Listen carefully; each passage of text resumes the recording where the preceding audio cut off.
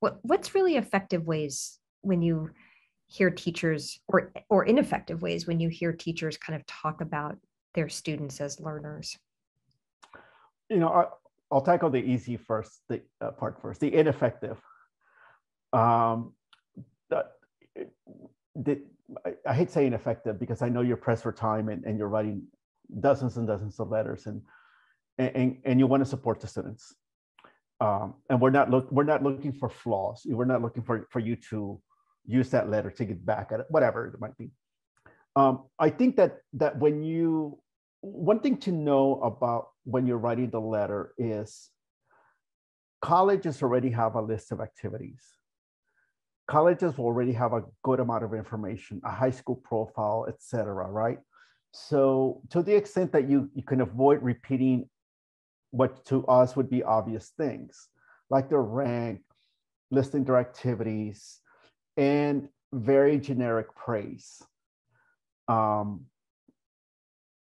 The student is so special, well liked by everyone. I've heard about the student, but then we don't know why, right?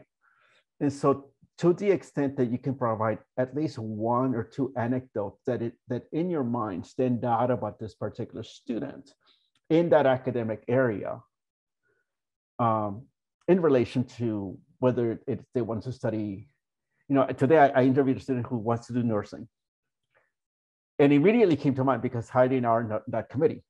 And true to form, she couldn't really tell me why nurse. She actually said what a lot of kids say in that essay. A family situation, they went to the hospital, the nurses were really nice, it made an impact on her. Not a bad thing, but it doesn't tell me, she hadn't, I asked her, have you spoken to any nurses? Have you done this? And she just likes nurses and she wants to be a nurse. That's not enough, right? It's, it could be possibly, but if she hasn't shared it, I would encourage you, if someone's asking you to write a letter for them, they probably give some of you, you do a survey or little questions that they answer. So to the extent that they tell you what they want to study or not, I think can help you craft that letter. So if you say the student talks a lot about, computer science or whatever the case might be, theater, and I can see them blossoming in that area, or I can see them working towards that goal. But if you don't know the student that well, you're going to have to fall back on what you remember about them. And especially last year, if they were a little screen, right? You didn't get to know them. That's going to, I think, be the particular challenge. So before I forget, I think that you need to place that in your letter somewhere, whether you were hybrid all year or part of the year, because, again, Heidi and I are going to be sitting here thinking like, this was a hard year. And she can tell you better than I can. But we've seen some kids arrive at Georgetown this fall.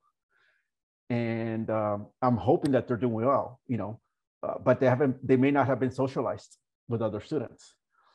So this is why, again, all these little things at selective schools, at schools that look at these letters really carefully and want the students to succeed. We're imagining them in that classroom, in that lab, in getting their first, wow, I got a C or D or worse.